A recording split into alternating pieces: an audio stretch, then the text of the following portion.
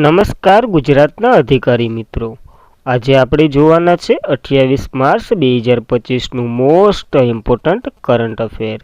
તે પહેલાં ખાસ કરીને ચેનલ ઉપર નવા હોય તો ચેનલને સબસ્ક્રાઈબ કરી લેવી, વિડીયો પસંદ આવે લાઈક કરવો અને તમારા મિત્રો સુધી શેર પણ કરી દેવો.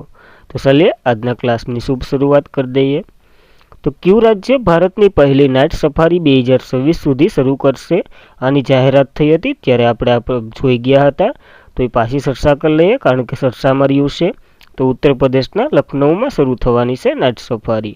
તો ઉત્તર પ્રદેશ સરકારે આવતા મહિને લખનૌના જે મહત્વાકાંક્ષી કુકરેજ નાઇટ સફારી અને એડવેન્ચર પાર્કનું બાંધકામ શરૂ કરવા માટે તૈયાર છે.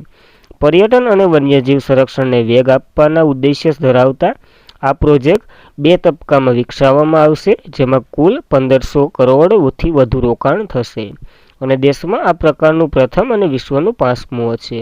આપણું આ સિંગાપુર મોડલથી પ્રેરિત બનશે. ઉત્તર પ્રદેશમાં જે નાઇટ સફારી બનશે ને, એટલે ટૂંકમાં નાઇટ સફારી એટલે શું તો કે રાત્રિ દરમિયાન જંગલમાં ફરવા જવાનું. એ મુજબ લખનૌ 2026 સુધીમાં ભારતની પહેલી નાઇટ સફારીનું આયોજન કરશે. તો યાદ રાખવો આ આર્ટિકલ.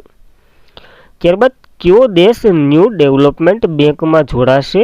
તો ફોટો જોઈને તમને ખબર જ હશે, પ્રબોધ સુબિયાન્તો છે. તો ઇન્ડોનેશિયા જોડાવાનું હોય ને એને વરતતા જશે કારણ કે આપણે 26મી જાન્યુઆરીના મુખ્ય ગેસ્ટ હતા. ઇન્ડોનેશિયાના રાષ્ટ્રપતિએ મંગળવારે જાહેરાત કરી તે ન્યૂ ડેવલપમેન્ટ બેંકમાં જોડાશે, જે આર્થિક બ્લોક જે બ્રિક્સના સભ્ય દેશો દ્વારા વિકસિત બહુપક્ષીય એક બેંક છે, જેને પહેલાં બ્રિક્સની બેંક તરીકે ઓળખવામાં આવતી. સ્થાનિક અંગ્રેજ દૈનિક ટેમ્પ્લો અહેવાલ મુજબ પ્રબોધ સુબિયાન્તોએ જણાવ્યું હતું કે બેંક ઇન્ડોનેશિયાની નાણાકીય ટીમ સાથે ચર્ચા કર્યા પછી આ નિર્ણય લેવામાં આવ્યો છે ઇન્ડોનેશિયા દ્વારા. તો ખાસ યાદ રાખવું, જ્યારે આ ન્યૂ ડેવલપમેન્ટ બેંકની વાત કરીએ અથવા તો જેને બ્રિક્સ બેંક પણ કહેવામાં આવે, જેની સ્થાપના 2014માં બ્રાઝિલ ફોર્ટોલેઝામાં જે 6ઠી બ્રિક્સ સમિટ દરમિયાન અને અમલમાં તો કે 2015માં આવ્યું હતું, કરાર સાથે આવ્યું અને આની કામગીરી શરૂ થઈ હતી. ત્યારબાદ આનું મુખ્ય મથક સાંઘાઈ ચીનમાં છે. અધ્યક્ષ તો કે ડિમ્બા રૂએસ છે બ્રાઝિલના છે. પ્રથમ અધ્યક્ષ કેવી કામથ છે હતા, જે ભારતના હતા, એટલે યાદ રાખવા. અને હાલમાં સભ્ય દેશો તો કે બ્રાઝિલ, રશિયા, ભારત, ચીન, દક્ષિણ Africa, Bangladesh, UAE, Egypt, Algeria, Uruguay વગેરે છે. હવે કોણ જોડાશે? તો કે ઇન્ડોનેશિયા જોડાશે. યાદ રાખવી આ માહિતી. જ્યારે જાન્યુઆરી 2025માં ઇન્ડોનેશિયાએ બ્રિક્સનું 10મું સભ્યપદ પર સંભાળ્યું હતું, જ્યારે 16મી 2024ની જે બ્રિક્સની સમિટ છે એની યજમાની રશિયા કરી રહ્યું છે. 17મી 2025 દરમિયાન બ્રાઝિલે કરી હતી, બ્રાઝિલમાં થવાની છે. અને નાઇજીરિયા બ્રિક્સ જૂથ 9મું નવું ભાગીદાર બન્યું હતું. જ્યારે બ્રિક્સ યુવા સાહસિક સમિટ ભારતમાં યોજાશે માર્ચ 2025માં. તો ખાસ કરીને યાદ રાખવી એટલે બ્રિક્સ વિશે માહિતી. ત્યારબાદ કોને અનુસંધાન નેશનલ રિસર્ચ ફાઉન્ડેશનના મુખ્ય કાર્યકારી અધ્યક્ષ એટલે કે અધિકારી અથવા તો સીઓ તરીકે નિયુક્ત કરવામાં આવ્યા છે? તો શિવકુમાર કલ્યાણ રામને નિયુક્ત કરવામાં આવ્યા છે આ પદ માટે. તો ડૉક્ટર શિવકુમાર કલ્યાણ રામને અનુસંધાન નેશનલ રિસર્ચ ફાઉન્ડેશનના મુખ્ય કાર્યકારી અધિકારી એટલે કે સીઓ તરીકે નિયુક્ત કરવામાં આવ્યા છે, જેઓ પ્રોફેસર અભય કરંદીકરના સ્થાને નિયુક્ત કરવામાં આવ્યા, જે અગાઉ આના સીઓ તરીકે કાર્યભાર સંભાળી ચૂક્યા છે. તો ખાસ કરીને નવી નિયુક્તિ છે, યાદ રાખવી. જ્યારે અનુસંધાન નેશનલ રિસર્ચ ફાઉન્ડેશનની વાત કરીએ તો આ શું છે તો કે ભારત વૈજ્ઞાનિક સંસાધન માટે ઉચ્ચ સ્તરની જે વ્યવહારાત્મક દિશા પ્રદાન કરવા માટે રચાયેલ એક સર્વ સંસ્થા છે. આ ફાઉન્ડેશન રાષ્ટ્રીય શિક્ષણ નીતિની ભલામણના આધારે બનાવવામાં આવી હતી. આનો ઉદ્દેશ્ય તો કે ભારતને વૈશ્વિક સંશોધન અને નવીનતા કેન્દ્રમાં પરિવર્તન કરવા માટેની આ એક સંસ્થા છે, જેના અધ્યક્ષ નવા બન્યા. તો યાદ જ રાખવાની હોય આ માહિતી.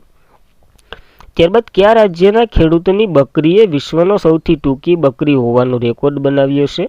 તો કેરળની આ બકરી છે કે 1.3 સેન્ટીમીટર ફૂટ લાંબી છે.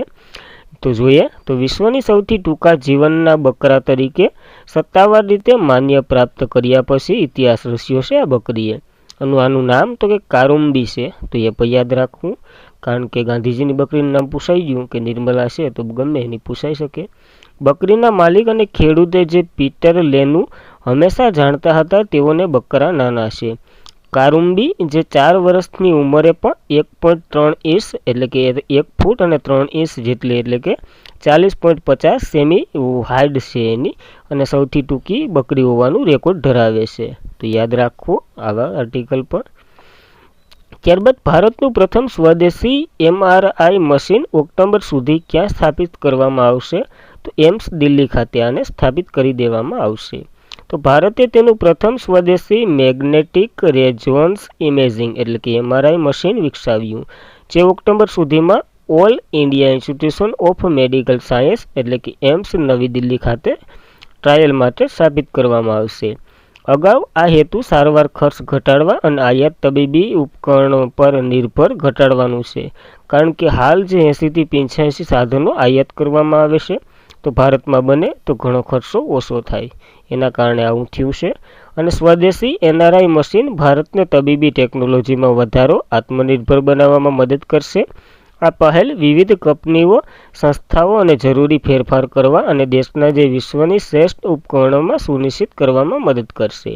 આપણને યાદ રાખવાનું છે, એમ્સ દિલ્હી ખાતે સ્થાપિત કરવામાં આવશે પ્રથમ સ્વદેશી MRI. ત્યારબાદ ગુજરાતી અનુવાદન માટે સાહિત્ય અકાદમી પુરસ્કાર 2024 કોને મળ્યો છે?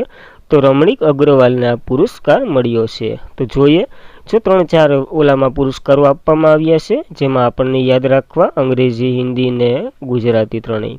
તો અનુવાદન માટે સાહિત્ય અકાદમી પુરસ્કાર 2024 સાહિત્ય અકાદમી કાર્યકારી બોર્ડ રવિન્દ્ર ભવન ખાતે નવી દિલ્હીમાં પ્રમુખ શ્રી માધવ કૌશિકની અધ્યક્ષતામાં મળ્યું હતું. જે સાહિત્ય અકાદમી અનુવાદન પુરસ્કાર 2024 22 પુસ્તકોની પસંદ કરવામાં આવી છે. વિવિધ ભાષાઓમાં અપાય છે, કારણ કે જે 22 ભાષાઓ માન્ય છે એમાં અપાય છે. અનુવાદનનું શીર્ષક જે જોઈએ તો અંગ્રેજીમાં કેને મળ્યું છે? અંગ્રેજીમાં જે મૂળ પુસ્તક છે ને હજારો ખ્વાહિશે એસી, એના કવિને એ કંઈ નથી યાદ રાખવાનું, જેનું અનુવાદ તો કે અનીસુર રહેમાને કર્યું હતું. હજારો ખ્વાહિશે એસી એને મળ્યું છે. ગુજરાતીની વાત કરીએ તો ગુજરાતીમાં જે કુમાર જ્યુન જે કવિતા છે એનું તો કે રમણીક અગ્રવાલે કુમાર જીન તરીકે અનુવાદન, જીવ તરીકે અનુવાદન કર્યું હતું, એને મળ્યું છે આ સાહિત્ય પુરસ્કાર.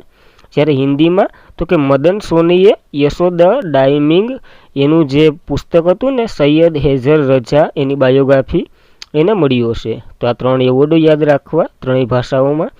અને અકાદમી દ્વારા માન્ય 24 ભાષાઓમાં અનુવાદનને આપવામાં આવે છે આ પુરસ્કારો, જે 1989થી શરૂઆત છે. ઇનામી રકમ પ્રથમ તો કે 10,000 આપવામાં આવતી, પછી થોડાક વધારી દીધા, 2009માં 50,000 કરી દીધી, અને આ વખતે ઉર્દુ ભાષામાં એ કોઈને નથી આપવામાં આવ્યું, બીજી બધી 23 ભાષામાં આપી દીધા છે. તો યાદ રાખવી આ માહિતી. ત્યારબાદ સાહિત્ય અકાદમી પુરસ્કારે જોઈ લઈએ 2024ના. જે હિન્દીમાં તો કે ગગન ગિલ મેં આઈ જબ બહાર એના માટે, અંગ્રેજીમાં તો કે ઇસ્ટરન કિરે જે સ્પિરર નાઇટ માટે. જ્યારે જ્ઞાનપીઠ એવોર્ડ હમણાં મળ્યો છે 59મો 2024માં વિનોદ કુમારને, જે છત્તીસગઢના પહેલા છે. તો ખાસ કરીને આ માહિતી પણ યાદ રાખવી. ત્યારબાદ કોનરાડ સંગમાએ કયા 7મા Act in the East Business શોનું ઉદ્ઘાટન કર્યું છે? તો મેઘાલયનું જે કેપિટલ શિલોંગમાં આનું ઉદ્ઘાટન કર્યું છે. તો મેઘાલયના મુખ્યમંત્રી કોનરાડ સંગમાએ 25 માર્ચ 2025ના રોજ રાજ્યની રાજધાની શિલોંગમાં 7મા એક્ટ ઈસ્ટ બિઝનેસ શોનું ઉદ્ઘાટન કર્યું. આ 3 દિવસીય એક ઇવેન્ટ છે, બિઝનેસ શો છે, જે 25 થી 27 માર્ચ 2025 દરમિયાન શિલોંગમાં યોજાશે. આનો ઉદ્દેશ્ય તો કે મેઘાલયમાં જે વેપારી રોકાણ સ્થળ તરફ પ્રોત્સાહન આપવું અને ભારત સરકારની એક્ટ ઈસ્ટ નીતિ અનુસાર કાર્ય કરવું. તો ખાસ કરીને આ યાદ રાખવો, એક્ટ ઈસ્ટ બિઝનેસ શો. ત્યારબાદ આમાં આયોજન કોના દ્વારા થાય? તો કોલકાતા સ્થિત ઇન્ડિયન ચેમ્બર્સ ઓફ કોમર્સ દ્વારા આનું આયોજન થાય, જેની પહેલી આવૃત્તિ 2014માં યોજાઈ હતી. છેલ્લી 6ઠી આવૃત્તિ 2021માં યોજાઈ હતી. અને ઇન્ડિયન ચેમ્બર્સ ઓફ કોમર્સની વાત કરીએ, જેની રચના 1925માં થઈ હતી. મુખ્ય મથક કોલકાતામાં જ છે અને વડા તો કે અભ્યુદય જિંદાલ છે. મેઘાલય સરસામાં રહ્યું છે એની વાત કરી લઈએ. કેપિટલ શિલોંગ છે, CM કોનરાડ સંગમા છે અને ગવર્નર CS વિજય શંકર છે. યાદ રાખવી એટલી માહિતી મેઘાલય વિશે. ત્યારબાદ પીટી ઉષા ક્યાં નેશનલ મેરીટાઈમ ગેમ્સ 2025નું ઉદ્ઘાટન કરશે? તો નવી મુંબઈ અથવા તો મુંબઈ ખાતે આનું ઉદ્ઘાટન કરી દીધું. તો રાષ્ટ્રીય દરિયાઈ રમતો 2025 રવિવારે 23 માર્ચ સાંજે 5 વાગે IME 5 બીજ રોડ ખાતે નવી મુંબઈ ખાતે એક ઉદ્ઘાટન સમારોહ સાથે શરૂ થઈ અને ભારતીય ઓલિમ્પિક એસોસિએશનના પ્રમુખ અને સંસદ સભ્ય ઓલિમ્પિક જે વિજેતા પીટી ઉષા આ કાર્યક્રમનું ઉદ્ઘાટન કર્યું છે. યાદ રાખવું, હાલ તો ઉદ્ઘાટન જ થયું છે, જ્યારે ઇવેન્ટ પૂરી થાય ત્યારે પાછી જોવું.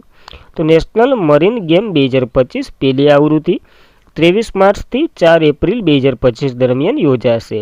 આયોજન તો કે ડિરેક્ટર જનરલ ઓફ શિપિંગ દ્વારા થાય છે. આ ગેમ તો કે 20થી વધુ રમતો સ્પર્ધા સામેલ છે. આનો ઉદ્દેશ્ય તો કે દરિયાઈ સમુદાયને રમતથી ભાવક અને ફિટનેસ અને મિત્રતાને પ્રોત્સાહન આપવાનું છે.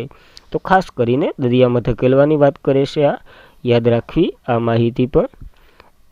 ત્યારબાદ ઇન્ડિયન ઓપન 2025 અંતર્ગત પ્રથમ PSI સ્કોટ કોપર જે ટુર્નામેન્ટ છે એનું આયોજન કયો દેશ કરી રહ્યો છે? તો ભારતમાં થઈ રહ્યું છે. તો યાદ રાખવી આ માહિતી. તો ભારતમાં એ પણ પ્રથમ વખત છે. ભારતમાં સ્કોચમાં એક સીમાસીન રૂપ ક્ષણ બનાવવા માટે